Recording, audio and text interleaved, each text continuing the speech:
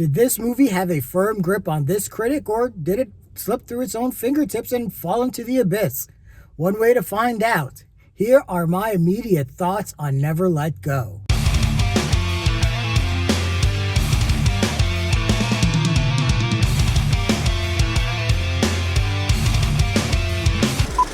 Hey everyone, this is Lenny here. So I just got out of Never Let Go, the newest psychological horror. This stars Halle Berry and is directed by Alexandre Aja. Alexandre Aja is a big name in horror. He came to the scene big time with High Tension, the French film that grossed out a lot of people, but was really effective though in terms of gore effects and some genuine scares. But he also did Evil Dead 2013, the Hills Have Eyes remake, and Crawl, which was a lot of fun. So I was actually going into this movie with some decent expectations, just because of his involvement. And Halle Berry, when she is on, she is a very effective actor. So I definitely wanted to see what she was going to do in terms of her acting output. She stars as a mother. I think she is just named Mama in this.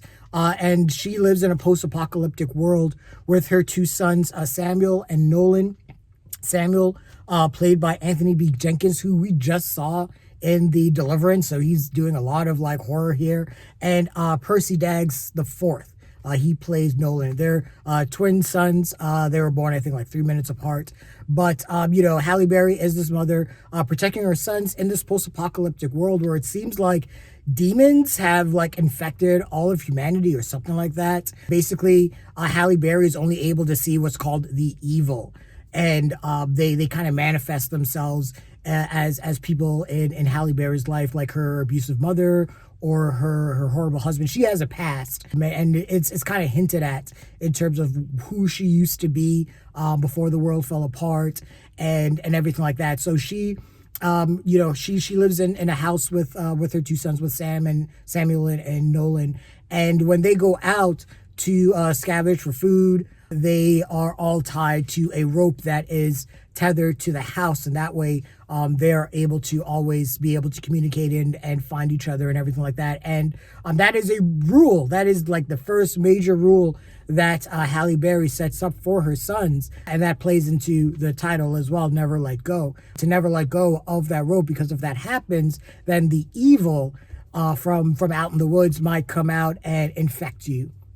So if I was going to say, how this movie kind of plays out, I would say it's sort of an amalgamation. There's a post-apocalyptic movie from 1970 or 71 called Glenn and Randa.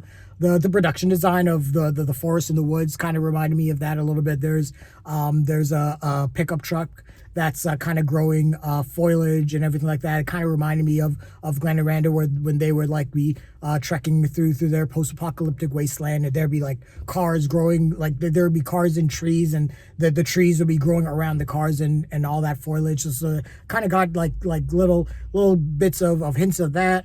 A Quiet Place, the Watchers, The Village, It Prays at Night. There's a lot of similar tropes from those movies that are installed in here. And really this movie asks really just one major question, which is, how far would a mother go to protect her children? And this movie seems like pretty damn far. Halle Berry and her sons, Samuel and Nolan, they have to scrounge to survive. They're basically they're teetering on the edge of starving to death. They have to kill frogs. They eat tree bark. They have to do so much to survive. There are other things that are hinted at that they may have had to do to survive as well, which if that's the case, man, that's super dark.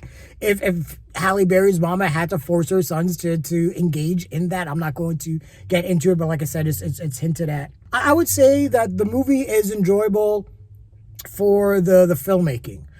Alexandre Aja is really good at creating this essence of dread and this growing tension between mother and sons and brothers as well.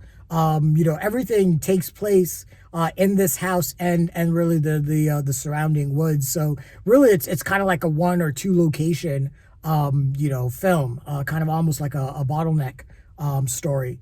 And with the just really focusing on those three characters, we see the tension build where there's some mistrust that begins to get planted.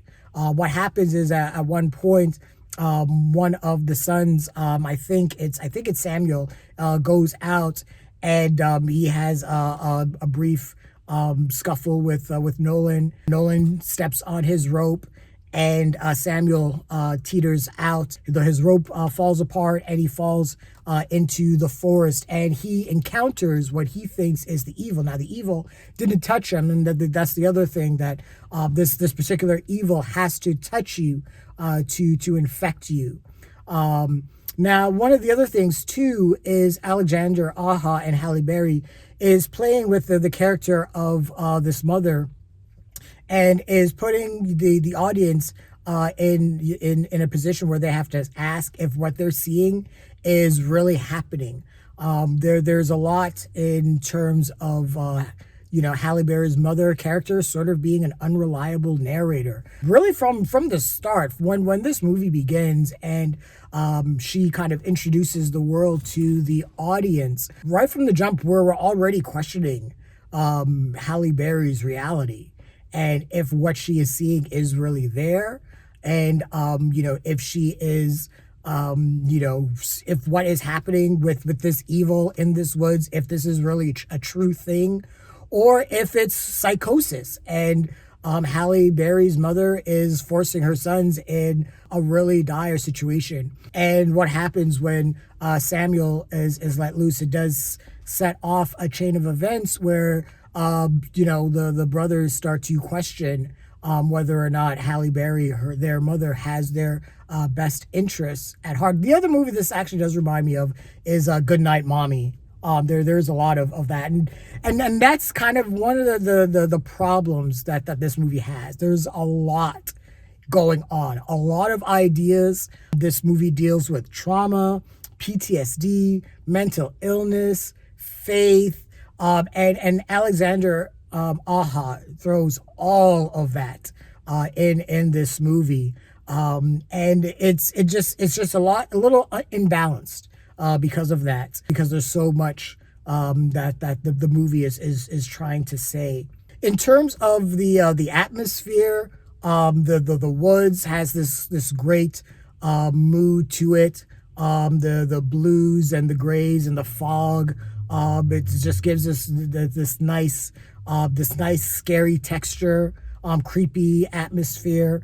And I would say, in terms of the acting, I really liked Anthony B. Jenkins and Percy Daggs the fourth. I felt that they had really good chemistry as brothers, and I really believed that they were brothers that did love each other, but still had their own ideas of the world, and that put them at odds, and that was very believable. Halle Berry was a bit of a problem for me. She has this character that has a lot going on for her. Just, her past that's hinted at, how she treats her sons, her psychosis, like I said, dealing with this evil. There are moments where, like I said, her mother or her husband may come out to kind of taunt her. There's a little bit of like The Exorcist in that respect, where the evil will come out and manifest itself in that way. And Halle Berry is very extreme in terms of how she treats her sons when she believes that they're disobedient. But it felt like that she only got to like second gear.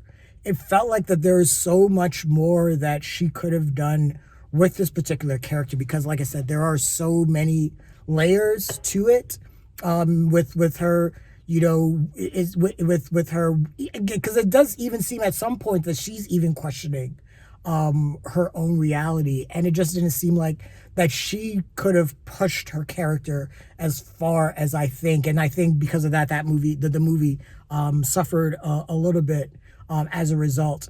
The movie takes a particular twist and turn. You kind of see it coming.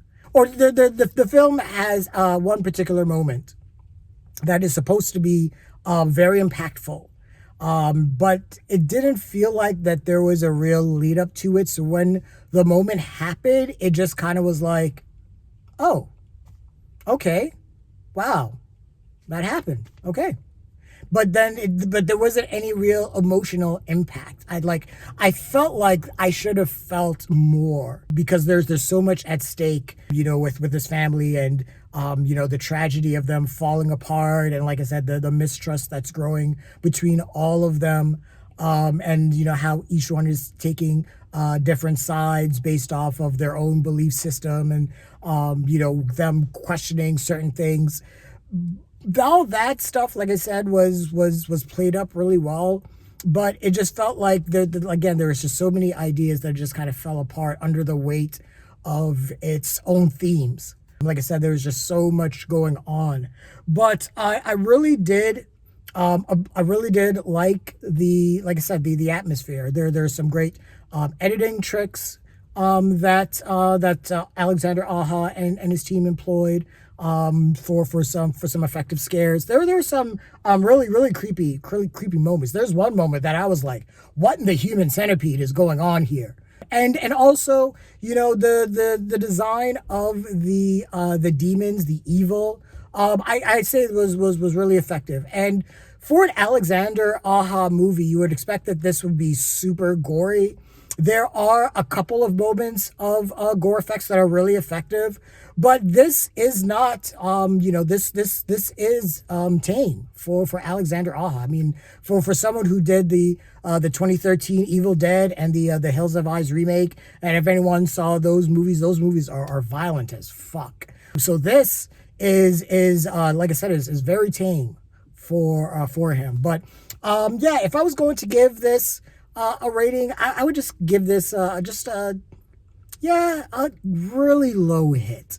It's not a flop, but it's enjoyable enough. I think really, again, more for what Alexandre Aja and his team was able to do in terms of the construction of the movie. It looked great. The tone, the tension, the pacing, I really liked. Again, there were so many themes that it just kind of fell apart, and Halle Berry just didn't step up as much as I hoped as she would as the lead, and that just didn't help the movie at all as well. But it is what it is. I mean, catch it on streaming if you want to catch something. But honestly, I'll probably forget this movie in a week. So I guess I can say that this movie I am going to let go. Yeah. But those are my initial thoughts and feelings on Never Let Go. What did you guys think of the movie? Share your thoughts, leave your comments, like the video, subscribe to the channel, and don't forget to hit that bell icon so you can get notifications as well. Thanks a lot, everyone. Take care.